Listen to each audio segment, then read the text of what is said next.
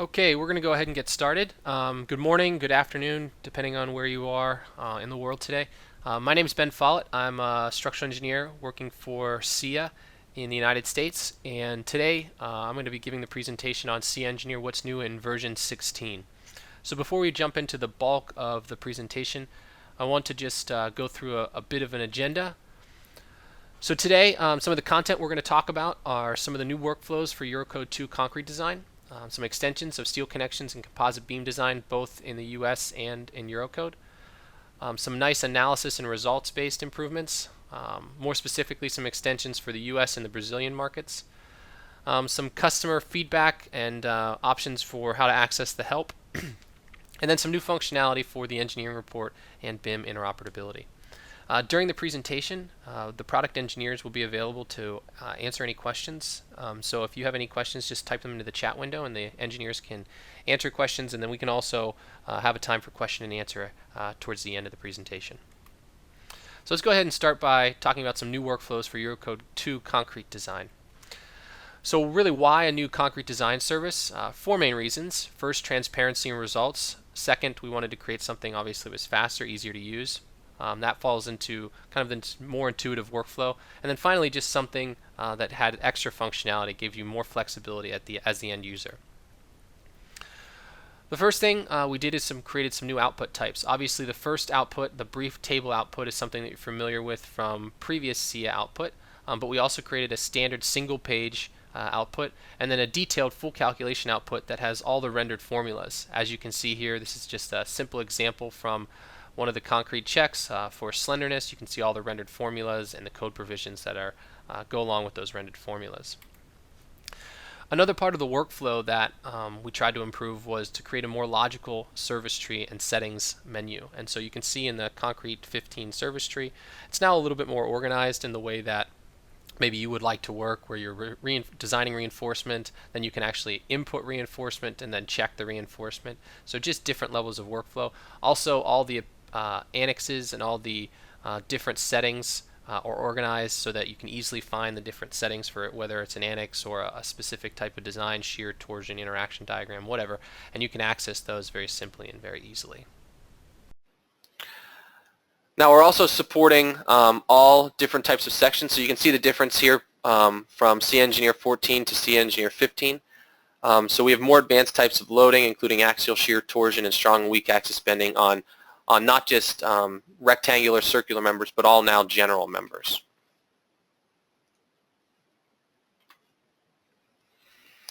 Now for version 16, what specifically was created to be new in 1D members? So obviously you can see kind of the hierarchy of things that we've created, and we'll talk through a few of these things.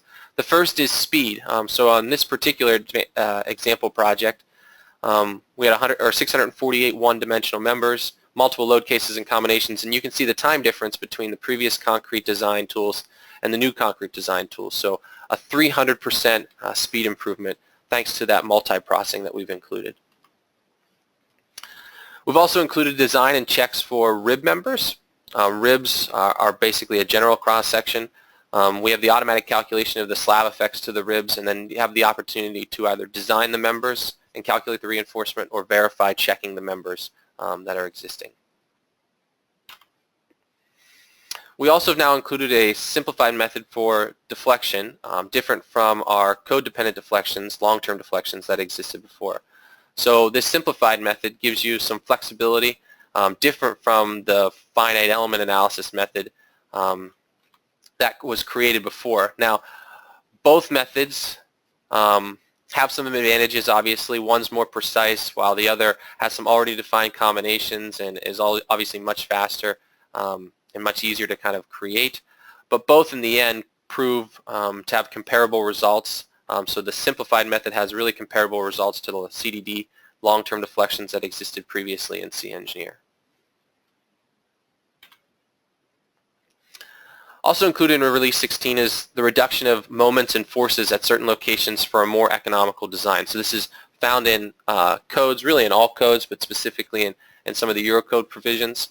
And so we're making some assumptions that we're going to reduce these forces at supports or cap these forces add supports, allow them to plateau or create that plateau, and then also shift the forces as well, shifting the diagram. We also have a new presentation of results. So when designing bi-axial for bi-axial bending and getting the bi-axial results for reinforcement, we can now view those in a bi-axial way, so having them on different parts of the model so that you can really visualize the reinforcement areas that are being calculated. Now part of this, part of the integration of this is what we call the section check. So the section check is an integrated solution for the design and verification of 1D concrete sections. So it allows internal forces to automatically be taken from the 3D model. There's templates of longitudinal and shear reinforcement included, or you can create anything you want. You have full flexibility there. You can also have practical reinforcement be pulled directly from the 3D model. So if you're familiar with adding practical reinforcement in SCIA, you can do that and still use that practical reinforcement. And then as always, all this stuff is exported to the engineering report. So just a quick little screenshot, and we're actually going to go and look at kind of a live demo of this little workflow here where we're going to select a member, use the section check, and then look at some different things. So I'm going to go ahead and switch now to a model in SCIA. So before we talk about the section check, I want to talk about a few of the newer improvements, a few of the other options for designing concrete members in SCIA in general. So right now I'm in the new concrete service here.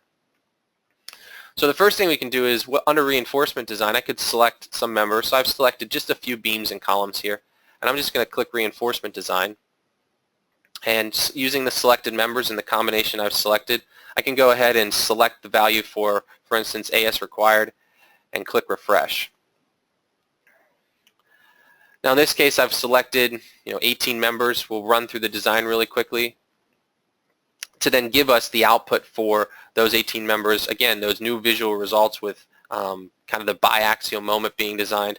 So we can see this now. Right now I have a global result. I can change this result to, let's say, a member result, and show the reinforcement being calculated on all different elements. So columns, beams, we could go ahead and look at individual columns or beams to see in a little bit more detail exactly what's going on. Now if we look at this particular column here, maybe what we want to do is actually add, or you're familiar with adding some actual practical reinforcement. So I'm just going to go ahead under this reinforcement input, choose new reinforcement, and select this member to add some reinforcement. As always, we have our longitudinal reinforcement areas or standard setups, so we can go ahead and just select one. I'll just pick one here. We'll bring this data right from the concrete setup, which is fine. And now we have just kind of a base reinforcement for that concrete member. Now as always, we can go ahead and select this member now and choose one of our reinforcement checks. So in this case, I'll choose this capacity response check for this current member, and I'll go ahead and click refresh. Now you can see here that we've got the value for this capacity response check. Within this, we can actually go ahead and look at the section check. If we look at the section check in this case, so I'll click the action button, section check, select our member, and then pick an actual section. The SCIA Concrete Section Check tool, the interface for it will be launched automatically, and we'll actually see the verification of that check value based on that reinforcement that we've added here. So these are those bars that we created using practical reinforcement. Now this same tool, we don't have to add practical reinforcement. So if I go ahead and select a beam, so we can just select this beam here for instance. If I go ahead and select a beam, we can see some forces here, and then I can use the section check again and pick a spot, and I'll pick this middle spot again. The concrete section tool will be launched again in this case, but in this case now SCIA is basically assuming some reinforcement that we can apply to it. So we didn't apply any practical reinforcement, but it's making assumptions on the reinforcement applied.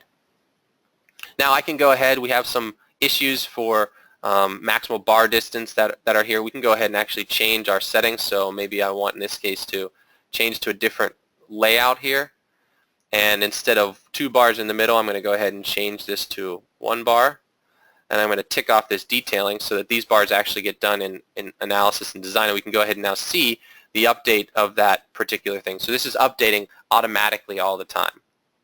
Now there's also some problems with the shear reinforcement. It says that our required value needed is 198 millimeters. We have 200 millimeters, so in our shear reinforcement here, we could go ahead and change this maybe to 175.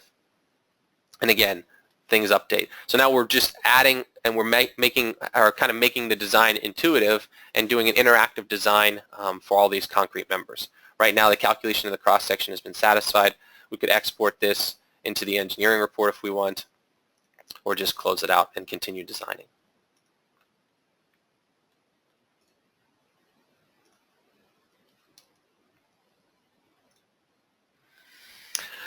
We're now going to move on and talk a little bit about some improvements in steel.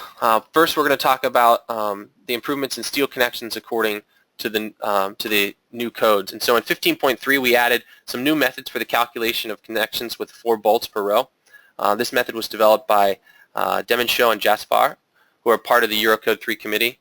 And so additional improvements will continue to be made in order to meet some of the other requirements of EC3.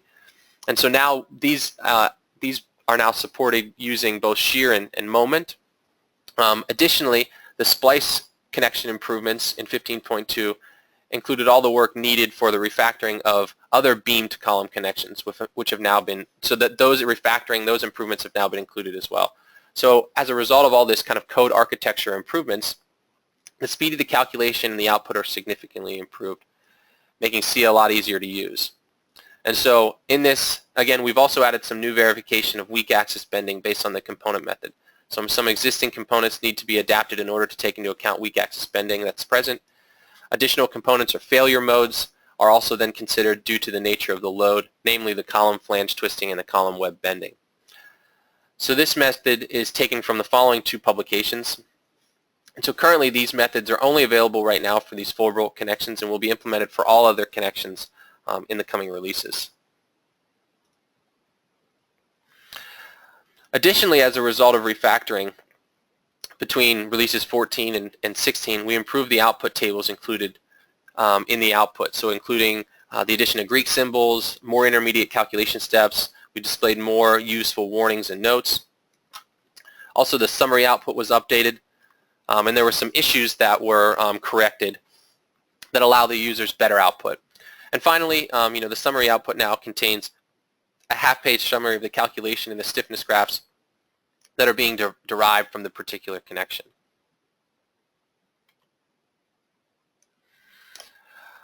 Also included in steel and some steel improvements, we have composite beam design and some just other generic steel improvements. So one of the biggest improvements was just some usability improvements within the decking library. The first was the support for the reentrant detail on the top flange of the metal deck here. So you can kind of see the old against the new, the old on the left and then the new on the right. So we've added some new profiled sheeting.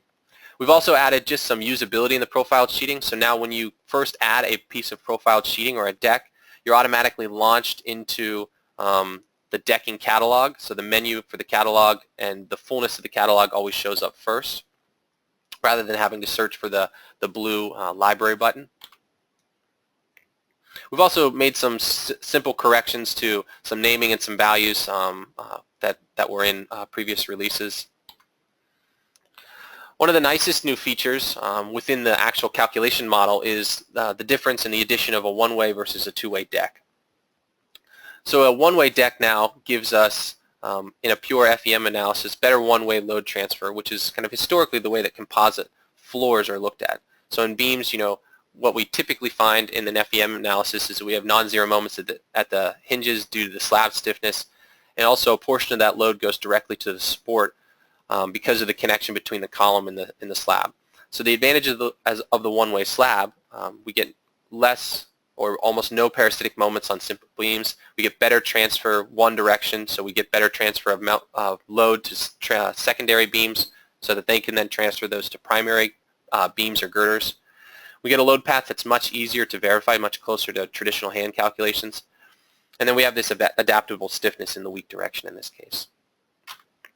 So you can see some of this results just basically by the lack of fixed end moments at the ends of these simply supported beams. In addition to just analysis related results, updates For our composites, we've also created some updates to the fire resistance checks, so some simple updates to the fire resistance checks for the Eurocode. Additionally, updates to the LTB checks for the EN 1994 provisions, so during the construction stage and the final stage conditions. Also, some serviceability limit state checks, so the limitation of crack widths according to the Eurocode. So this method ensures that cracks are limited to an acceptable width and the limitation of either a bar diameter or a bar spacing. And so you can see that calculation in its fullness on the right side of this screen.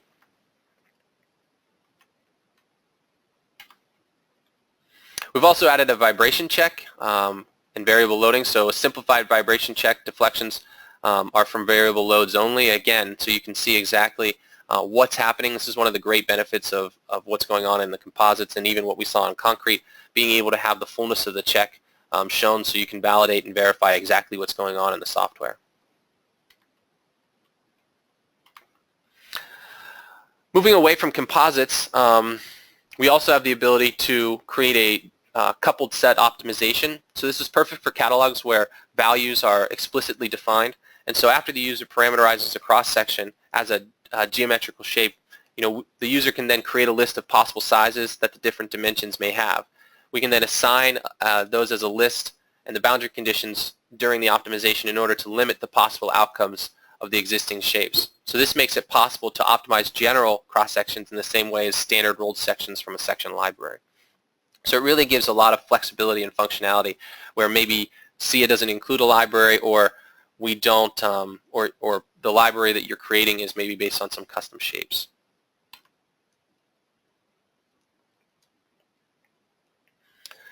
So now for some analysis and result-based improvements.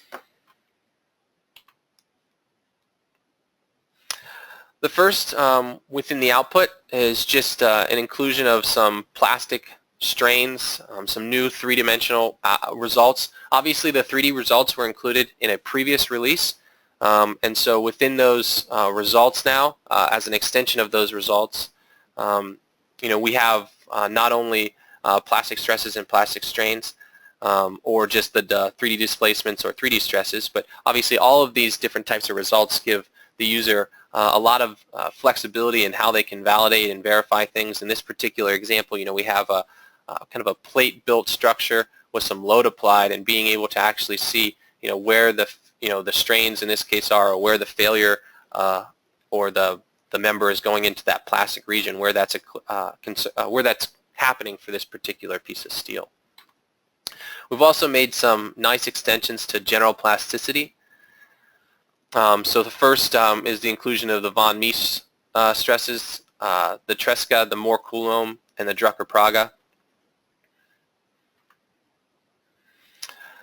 So we've improved also the convergence of membrane surfaces by utilizing a triangular mesh for membranes. So typically when you're kind of pulling on these membrane surfaces, maybe they're fabric surfaces, that the ability to use a triangular mesh would really be useful. And so because of kind of the shape that the member takes on, and so in that case we've added that to give us some better convergence.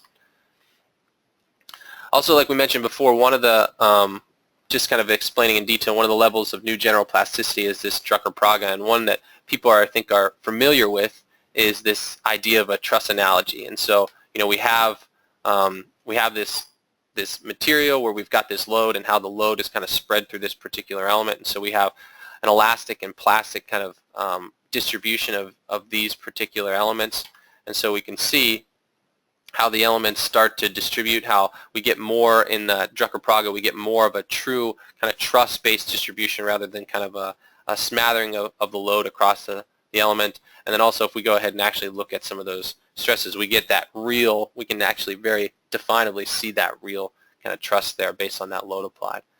And so we can use that kind of very comparably to those historical or those traditional documented assumptions and results that you're familiar with.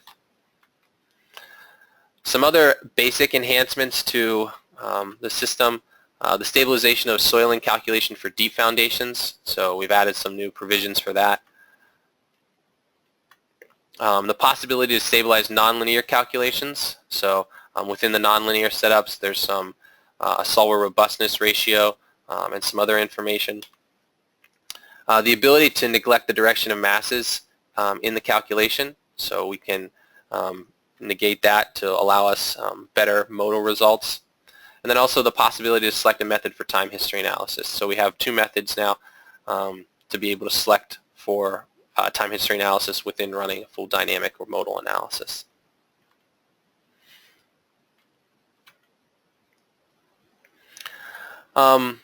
Additionally, another analysis improvement specifically for the Eurocode and for the US, one that's probably a little bit more familiar to people in the US because it's a more widely accepted method of seismic application, is what we call equivalent lateral forces. So ELF, basically in a nutshell, is best known as a conservative but quasi-limited design or load application approach, one though that's very simple and easy to understand.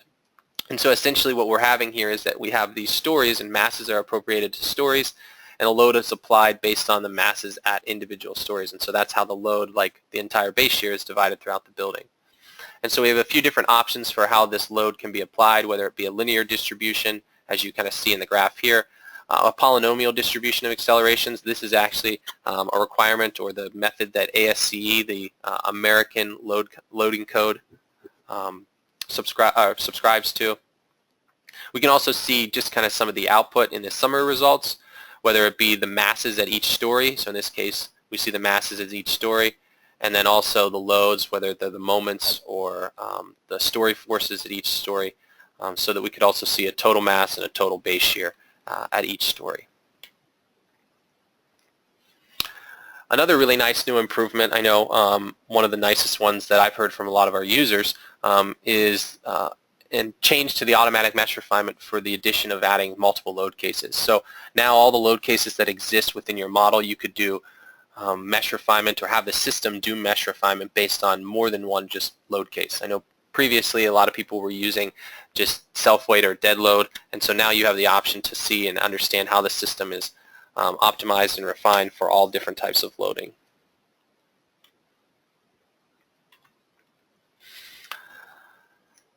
Moving on, we're going to talk a little bit about some of the improvements. Some we've already talked about in a little bit of detail, but some of the improvements for the USA codes and then the Brazilian market as well.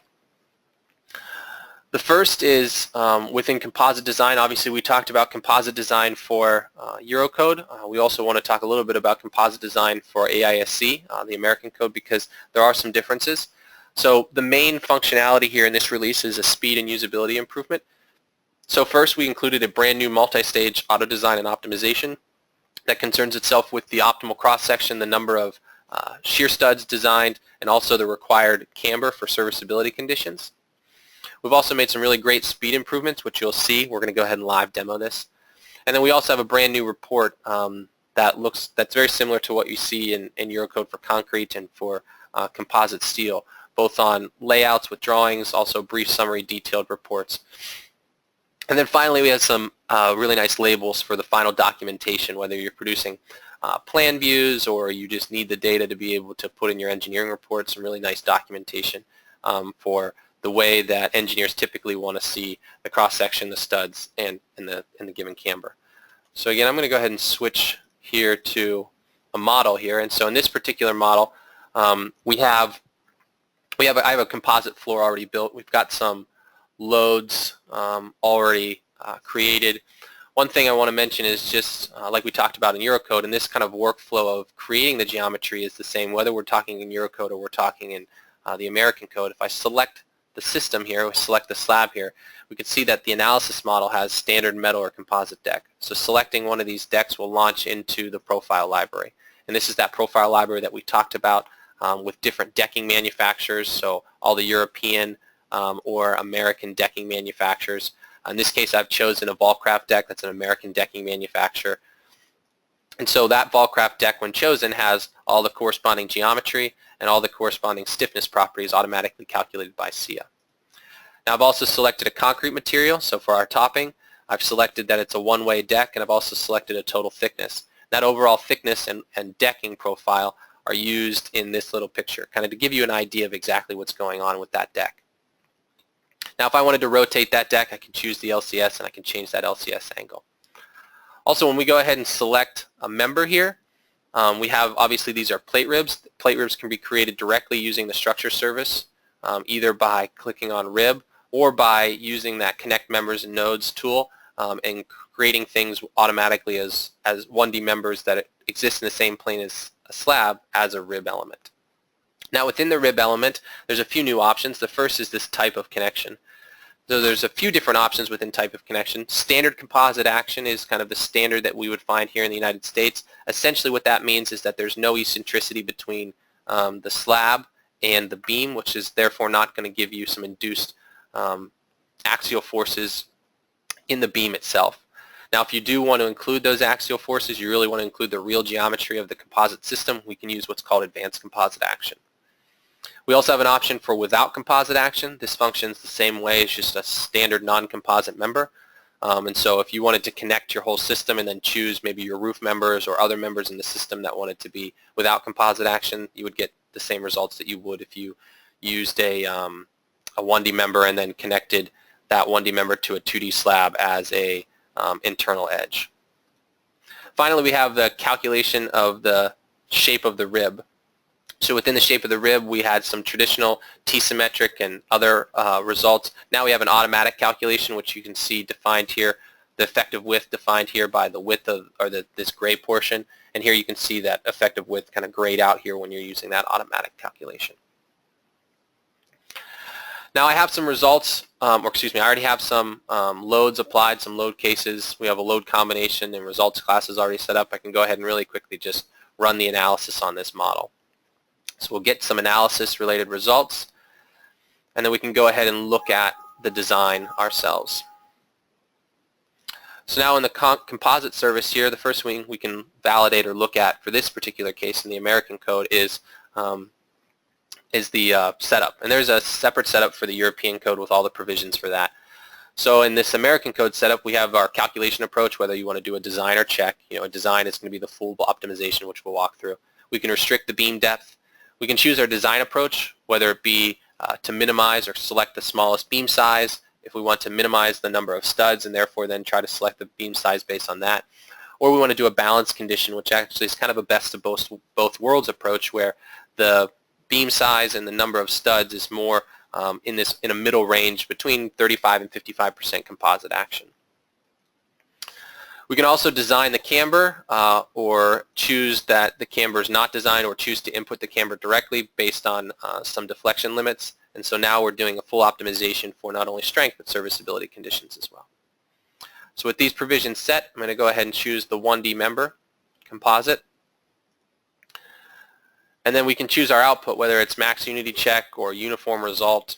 So in this case, I'm just going to choose uniform result so we can see the result, and we'll just click to refresh to run the design. Now this optimization, this multi-stage optimization, is going to run the strength, serviceability, and detailing conditions for all the members. I should switch my extreme to members so we can actually see everything. And we get the output. Now this output is exactly what we showed in that PowerPoint, but let's go ahead and look specifically at an output on one member. So I'm just going to go ahead and select this.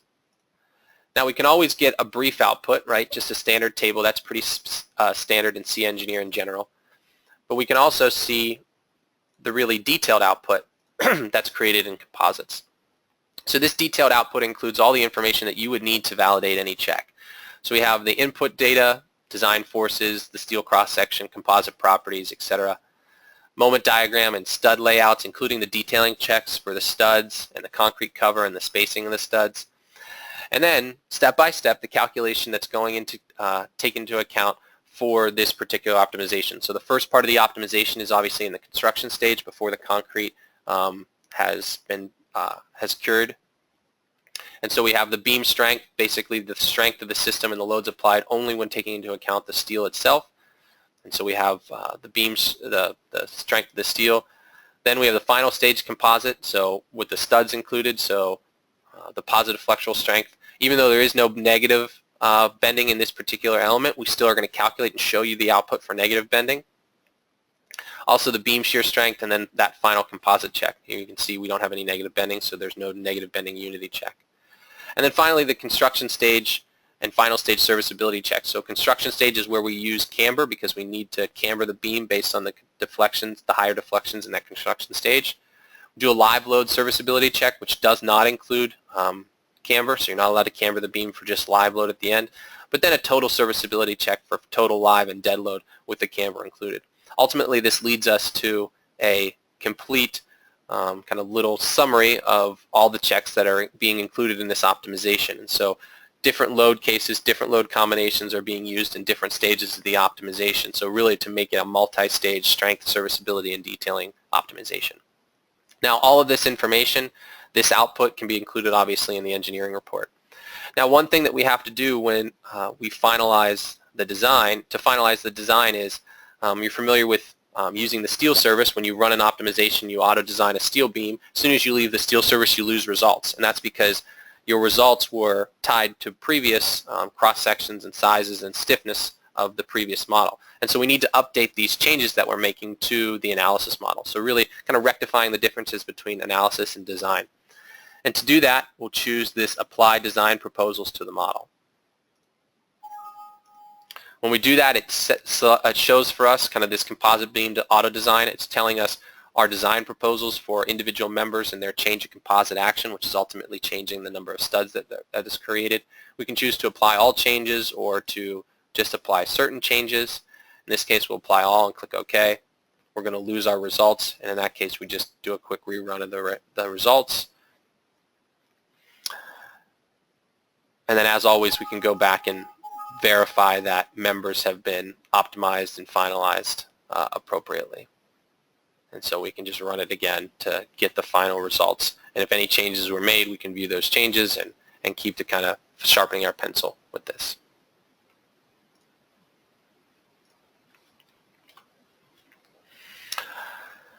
Another new design feature in the release of version 16 was the concrete shear wall and frame design functionality for ACI 318.14. So really the main focus here was an integration in usability and output improvements.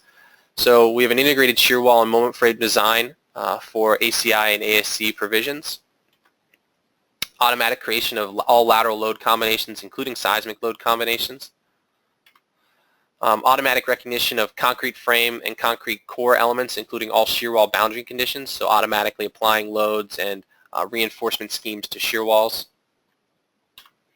And then finally, the detailed output includes all design results, all cross-section details like you can see here, and beam and column schedules are automatically created, both as information in the engineering report and probably more importantly as Excel files that can be used either with AutoCAD or Revit or whatever documentation tools being used. Switching to the Brazilian side of things, so we've implemented some Brazilian cold form steel design, so support for the cold form steel design code, the NBR. This has been done to include local buckling of slender elements designed for compression, tension, flexure, and also combined actions for the cold form steel. And this was done in such a way such that the output and all the information is available as well. In a previous release, we also included some material libraries for IBC, both in timber and aluminum, so you have full flexibility to now design in timber and aluminum like you can, or you can analyze and model in timber and aluminum like you can in the Eurocode as well. Moving on, talking about some kind of GUI improvements that are maybe familiar to all users. The first is just a new splash screen for SCIA Engineer 16. So we have the new splash screen includes the picture, the graphic from our user contest 15. So the picture there you can see kind of quoted in the bottom there. We have that as part of the new splash screen. We also have the new project data. So within the project data we've added some usability improvements. So just making it more intuitive to pick the structure type in the model thanks to the icons. We've removed some other provisions from that standard and advanced type of model. We've also changed and updated the view parameter settings, so making it not more dynamic. So in the sense you always have a large set of viewing parameters. You can now, instead of just clicking OK and kind of seeing what changes were made, you could click Apply and see what changes are made, so you don't have to leave the service, go back and forth, back and forth, back and forth with the service. So more of a dynamic visualization of the updated views of the model.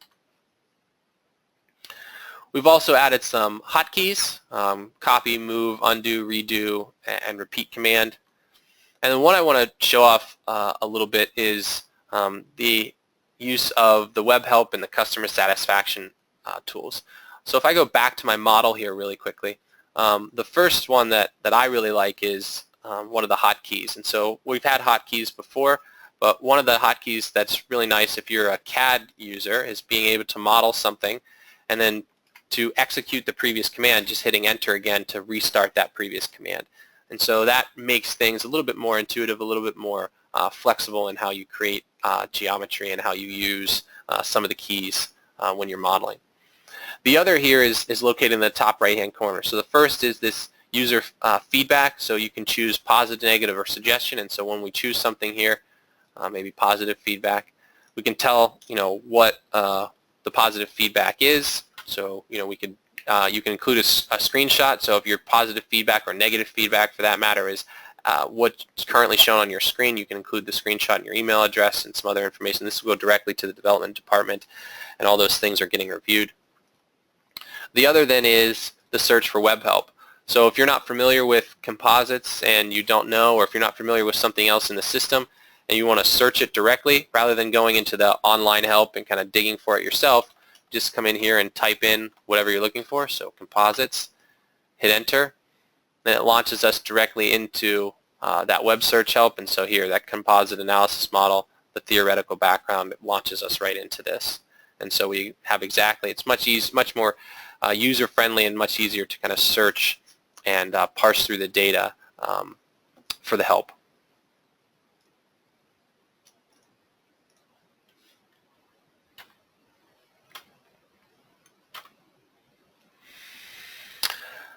Okay, now some improvements on the side of the engineering report and interoperability.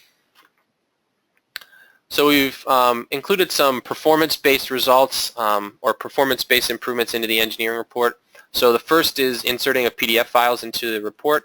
So I think this is a really great functionality because now it gives the user really the ability to use the engineering report really as a hub, a full hub to do all the documentation. Obviously, you're doing all the documentation for your design and analysis in SCIA, but there's always other external sources that you're using or external things that your document needs to include. So being able to include those PDFs is always really useful.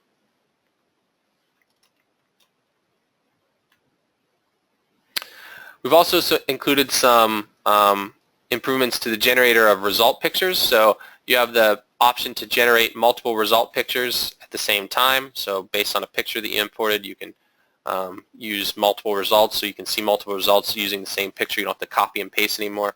It's possible then to modify the result properties directly in the engineering report, so enable, disable which ones you want to use, and then it allows you to enable changes later in the selection. We've also created some memory optimization for the picture generators. So one of the difficulties was, when you add these pictures, you create really large engineering reports, things tend to bog down, tend to slow down a little bit. So, we have, in this particular case, if you wanted to include different pictures from, say, the 3D wind load generator, you get maybe 25 different pictures. What we would find previously is that, we'd get a crash just because, the max memory limitations. Now we've improved that. We've improved the maximum memory consumption of the engineering report, and giving us the opportunity to include more stuff to make larger projects, larger engineering reports work much more smoothly, and really to enable you less limitations when using SCIA in the engineering report. On the interoperability side of things, three major, I think, improvements for interoperability with SCIA Engineer. The first being the interoperability with Allplan. So now the link to Allplan Engineering is based on Open BIM, so it's based on the IFC format, but with specific predefined settings for that IFC file. So because both companies are a Nemetschek company, and we were able to set some very specific settings so that the information is coordinated and really goes back and forth between SCIA and Allplan as seamlessly as possible. The next are two other partners of ours, obviously support for Revit. We have support for Revit 2016, Within the next couple weeks, we'll be releasing support for 2017, which is finalizing some things on both the Revit side and the SCIA side. And then also the support for the newest version of Revit. I'm not sure if it's Revit 2016 or Revit, or excuse me, not Revit, excuse me. I'm not sure if it's Tekla 2016 or if it's Tekla version 22 or whatnot, but as we have done in the past, support for the newest version of Tekla as well. Now just some feedback. So we've seen some new functionality in this presentation, and so I just want to mention some extensions to existing modules or additions as part of the maintenance. Obviously, there's huge value in maintenance. If you're not currently participating in a maintenance contract, it's obviously participating in a maintenance contract gives you not only your existing modules, but also allows you updates to things as they come out. We've added some new modules. So obviously, the equivalent lateral force analysis is a new module. The composite beam design, both for Eurocode and for the American code, are both new modules. And then the plasticity of surfaces is also a new module. And so if you're interested in any of those particular modules or those particular design or analysis features, let us know, and we can get those modules added to your builds. So before we end our time here, just want to kind of go really quickly back through the summary of what we've talked about and kind of the content that we've hit on. Obviously, the first was a new concrete service. So really with the focus on transparency in results, the speed of results, the intuitive workflow, and adding extra functionality. One of those things is obviously with the concrete section check, using the concrete section check both with practical reinforcement as well as no reinforcement to allow it to just be flexible and design whatever you as the end user wants. We also have done a ton of improvements to include 4-bolt connections for bi-axial bending. A lot of the improvements that were done for 4-bolt connections will then be implemented in all other connections. So we've got a lot of nice new connection things for Eurocode coming.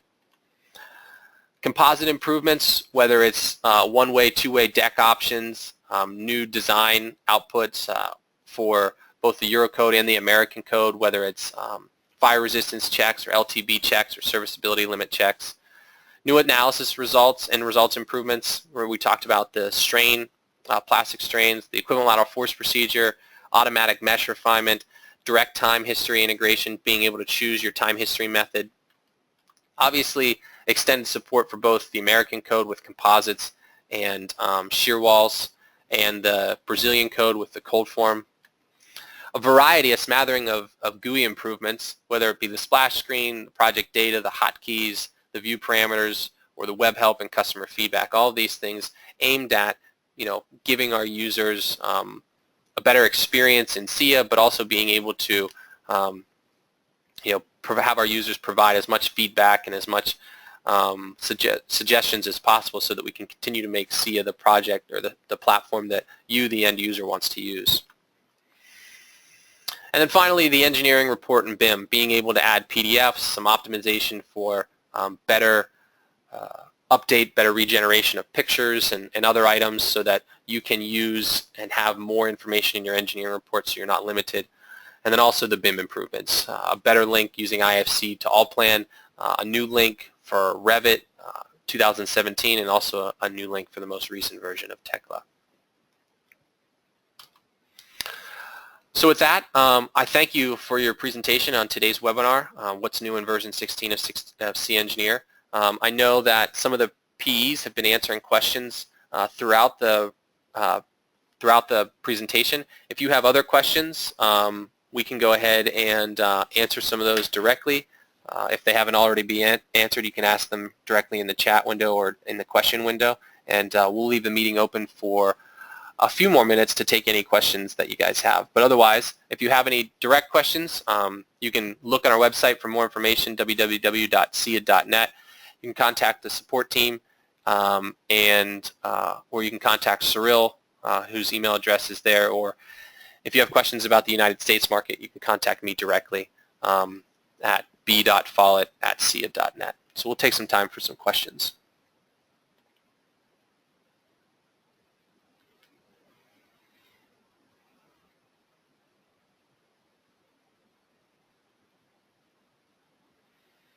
Okay, so we have a few questions coming in. The first was, will SCIA be compatible with a 3D mouse? We've had that question come up before, especially I know from some of our people in the U.S. market. I'm not sure. I know it's something that's kind of being looked at by the development team. Let's see.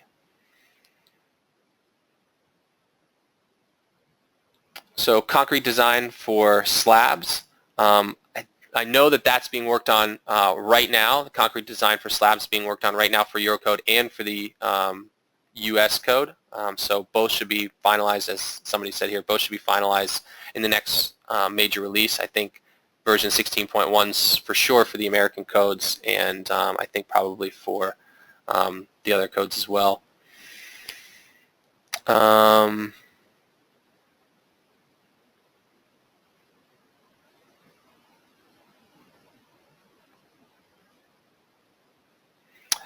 I don't believe right now we have any options regarding live load reduction, whether it's for the Eurocode or the American code. If certainly that's something that you can add as a suggestion, and we've had that before, we can go ahead and add that to our kind of development queue to see where it might fit and what it might take to add that to the software.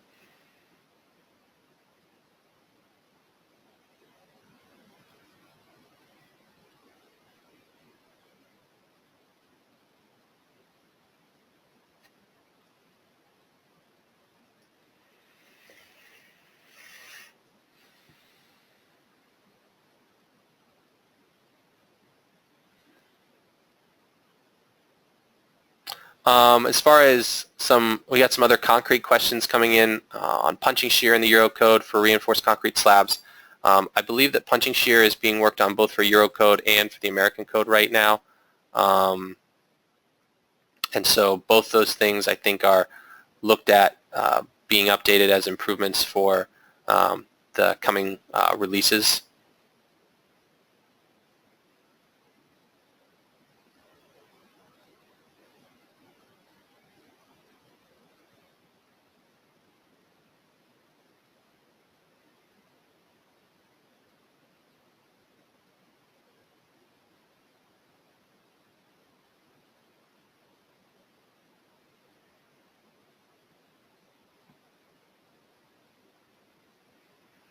So for the ACI code, there was a question about how can we show the reinforcement details for slabs. I guess it depends on what reinforcement details that you want. Right now, the things that are being worked on for the slab reinforcement would be for the design of those reinforcement. That'll be released in our next release, which will be in October. That'll include punching shear, long-term deflection, and then some new improvements to the slab design. I guess it depends on what kind of details you're looking to show. Like if you're looking to show very specific details for bar bending or lap splices or development lengths specifically.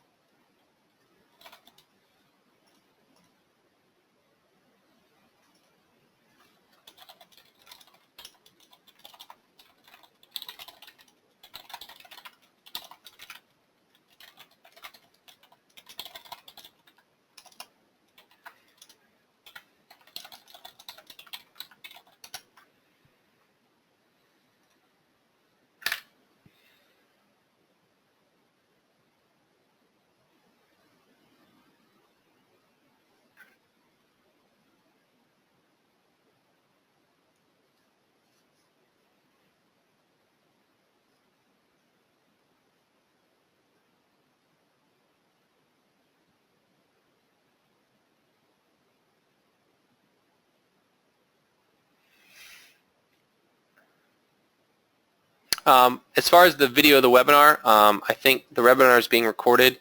The video will be posted on our website, SCIA.net, in the webinar section after probably a few days after we finished here, and so we can go ahead and get you that link.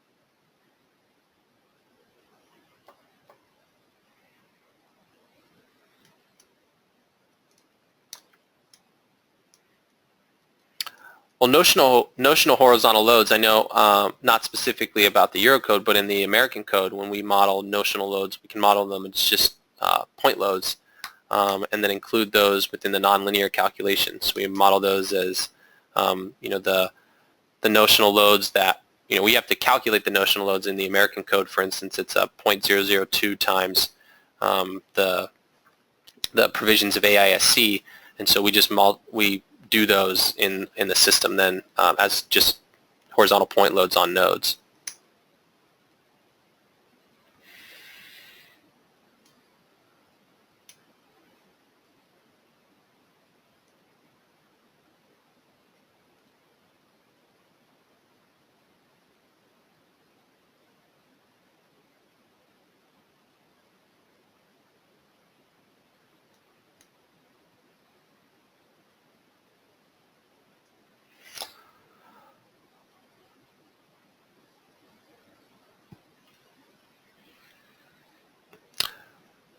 Okay, well, we're going to go ahead and close out the meeting. I appreciate everybody for their attendance. I appreciate everybody for their feedback and their questions. All the questions that have been entered have been documented, and so if there's something that didn't get answered directly, we'll go ahead and make sure that those get answered by the most necessary and most relevant person on the support or development team. And so again, I thank you for your participation. The webinar, video of the webinar will be up on the website in the coming days. And if you have any questions, please contact us either directly or at support@scia.net.